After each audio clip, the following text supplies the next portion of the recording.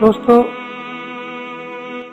اللہ رب العزت نے ہمیں جو زندگی کے قیمتی لمحات عطا فرمائے ہیں، یہ اللہ تعالیٰ کی بہت قیمتی نعمت ہے، لیکن ہم دیکھ رہے ہیں کہ صبح سے شام تک، شام سے صبح تک ہماری زندگی کے قیمتی لمحات جن کے ذریعے سے ہم جنت کے مستحق بن سکتے تھے وہ ضائع ہو رہے ہیں، لایانی باتوں میں، لایانی بحثوں میں، لایانی کاموں میں۔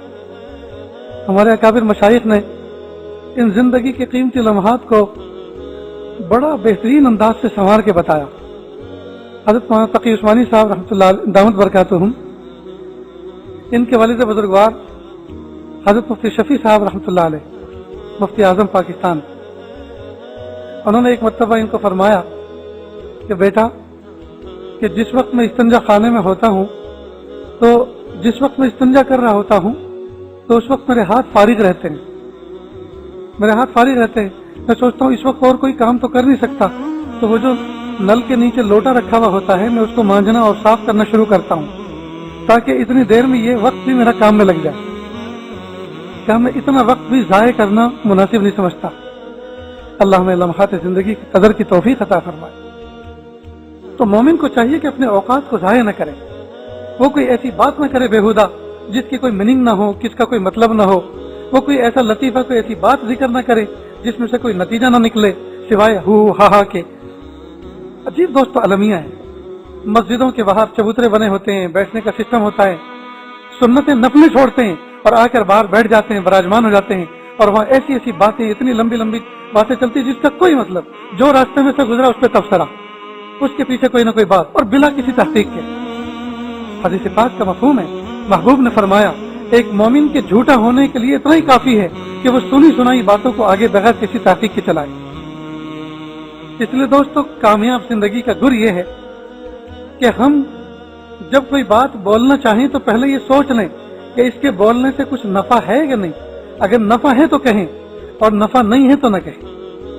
یہ مومن کی پہچان ہے، بولنے سے پہلے وہ چیک کرے اپنے جملوں کو کہ یہ جو مجھے بھی تقاضا ہو رہا ہے کچھ بولنے کا، یہ جو ایک دم سے یہی مطلب پیٹ میں دکھتا ہے نا، مجلس بیٹھی ہوئی ہے اور ایک نے ایک لطیفہ سنایا تو دوسرا فوراً دوسرا سناتا ہے، تیسرا فوراً اس کی بات ختم نہیں ہونی پاتی کہ فوراً وہ کیچ ہاتھ میں لے لیتا ہے اور پھر وہ شروع کرتا ہے، اور اس کی بات ختم نہیں ہوتی کہ فوراً وہ انتظار میں رہتا ہے، بلکہ لوگ دوسرے کی بات غور سے سنتے ہی نہیں، وہ سنتے اس لیے وہ سوچتے ہیں کہ اس کے بعد مجھے کیا کہنا ہے۔ یہ لایانی باتیں ہیں، اللہ ہم سب کی اس کی حفاظت فرمائے۔ اللہ پاک نے قرآن پاک میں منع فرمایا، اور اللہ پاک جو لوگ ایسے کام نہیں کرتے، ایسے کلام نہیں کرتے، ایسی باتیں نہیں کرتے، اللہ رب العزت نے ان کی فلاح کی ضمانت لی۔ قد افلح المؤمنون الذین هم فی صلاتهم خاشعون والذین هم عن اللغو معرضون، جو لغو باتوں سے، بیکار باتوں سے، بیکار کاموں سے اپنے آپ کو بچا کے رکھتے ہیں وہ کامیاب ہیں دنیا میں بھی اور آخرت میں بھی۔ یہ چیز قابو میں آئے گی کیسے؟ اس طرح آئے گی کہ جس وقت آپ دوستوں کی محفل میں بیٹھے ہوں اور اس نے کوئی لطیفہ، کوئی بات سنائی ہو تو آپ کے دل میں تقاضا ہوگا میں اس سے بہتر کوئی بات سناؤں۔ تو آپ سوچیں اس کے سنانے سے ان کی دنیا میں کیا نفع ہو جائے گا اور آخرت میں کیا نفع ہوگا۔ کوئی واقعہ ایسا ہے کہ اگر آپ اس کو نہیں سناتے تو سامنے والوں تک وہ تجربہ آپ تک نہیں پہنچے گا، اور جب نہیں پہنچے گا اور ایسے ہی سیم کنڈیشن اگر ان کے ساتھ ہوئی تو ان کو نقصان ہو جائے گا۔ تو اب جو ہے آپ کے لیے کہنا ضروری ہے، واجب ہے کہ آپ کسی مومن کی جان کو بچانے کے لیے، نقصان کو بچانے کے لیے اپنا تجربہ سنا دیں۔ لیکن اگر کوئی بات ایسی نہیں ہے، بس خواہ کی بات ہے، تو آپ اس کو نہ سنائیں، اور اتنی دیر دل ہی دل میں سبحان اللہ الحمدللہ پڑھیں، آپ کے وقار میں اضافہ ہوگا۔ سامنے والا سمجھے گا کہ یہ آدمی بہت گہرا ہے، یہ بس نشانے کی بات کرتا ہے، کام کی بات کرتا ہے، بےہودہ بات تو آج تک ہم نے اس سے سنی نہیں۔ ہم نے لایانی کر کے، بےہودہ بات کر کے اپنے شخصیت کے وزن کو ختم کر دیا ہے۔ انسان کی شخصیت میں وزن پیدا ہوتا ہے بےہودہ کاموں سے بچنے کی وجہ سے۔ جو آدمی ادھر ادھر بیٹھا رہتا ہے اس کی شخصیت میں کوئی وزن نہیں ہوتا۔ بیٹھنے کی جگہ بھی ایسی منتخب ہونی چاہیے کہ جہاں باوقار آدمی بیٹھا کرتے۔ اب ہم بس اڈے پہ بیٹھ گئے آڑے ٹیڑھے ہو کر، ہم جو ہیں کسی چائے کی لاری پہ بیٹھ گئے آڑے ٹیڑھے ہو کر، تو لوگ ان حلقوں سے بھی اندازہ لگا لیتے ہیں کہ آدمی کا وزن کتنا ہے۔ آدمی کو چاہیے کہ وہ باوقار رہے، اس کے اندر ثقافت باقی رہے، وہ ایسی جگہوں پر بیٹھے جہاں بیٹھنا اس کے وقار کے خلاف نہیں۔ تو شخصیت کا ایک وقار ہوتا ہے، تو جب آدمی لغو بات کرتا ہے، لغو کام کرتا ہے تو وقار اس کا ختم ہو جاتا ہے، پھر وزن نہیں ہوتا اس کا۔ तो हजरत उमर फारूक आज़म रज़ियल्लाहु अन्हु का एक वक़ार था। कहते हैं अभी इस्लाम में भी दाखिल नहीं होते हजरत उमर फारूक आज़म रज़ियल्लाहु अन्हु मक्का मुकर्रमा में हजाम की दुकान पर बैठे हुए थे और जोर से खांसा।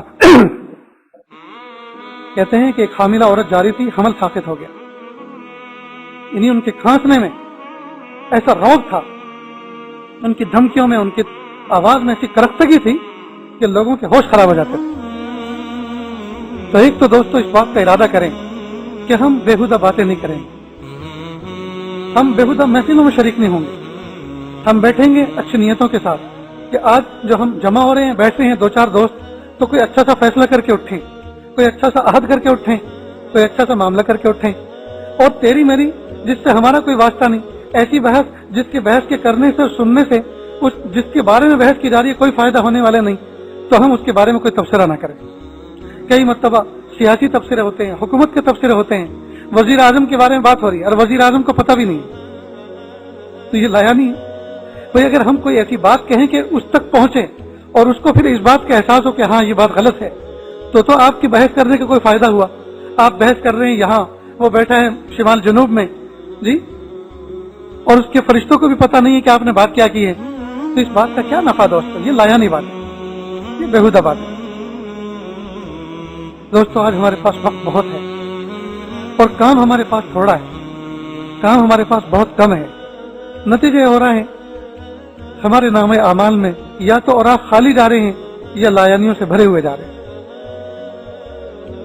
मेरे भाइयों, जब हम अल्लाह के नेक बंदे बन के जिंदगी गुजारेंगे या लायानी से अपने आप को बचाएंगे, लायानी और बेहुदा कामों से अपने आप को बचाएंगे और अपने वक्त को कीमती से कीमती बनाएंगे, अपने औकात की कदरदानी करेंगे, अल्लाह रब्बुल इज्जत हमारी जिंदगी के लम्हात को कीमती बनाएंगे, अजर अता फरमाएंगे, बरकत अता फरमाएंगे, हमारी शख्सियत में एक रौब और वजन अता फरमाएंगे।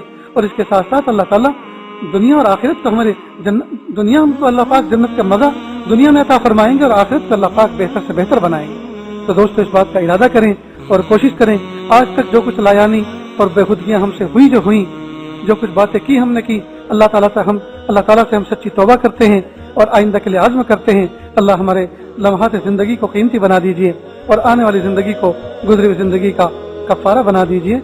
व आखिर दावाना अनिल हम्दुलिल्लाहि रब्बिल